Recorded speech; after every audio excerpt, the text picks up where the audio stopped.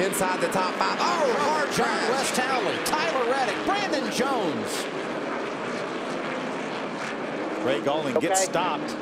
Hard contact for John West Townley. The front end of that truck is destroyed. Sorry about that. Brandon Jones as well. That had to take him for a surprise, being hooked on the straightaway like that.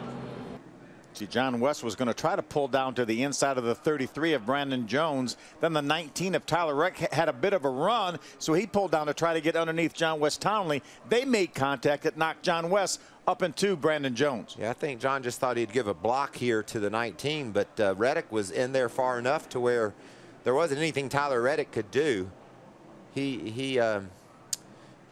John West pulled over really late, and you could see Reddick was on the brakes, but the damage was already getting ready to happen. Things happen so fast here. There's a little bit of contact up in front of them, but nothing like what happened to the 05 of John West Townley and the 33 of Brandon Jones. Yeah, you know, couldn't really see him from behind us or whatever, but I think someone got into Townley, and then that kind of clipped Townley into us. So just got caught up in someone else's mess, and it's unfortunate, but it is Martinsville. It is a short track, and kind of stuff happens, but luckily we're okay, and looking forward to carrying to Phoenix.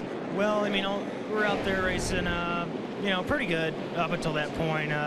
We had made a decent recovery. We fell back a little bit, I think, halfway through the race. But, you know, I guess my spotter just cleared me, and I wasn't clear, and told me to come down. But I mean, it is what it is. It's just a racing incident. I want to understand it happened so fast that, you know, he probably couldn't really tell. But it is what it is. I mean, it just sucks. We had a decent truck.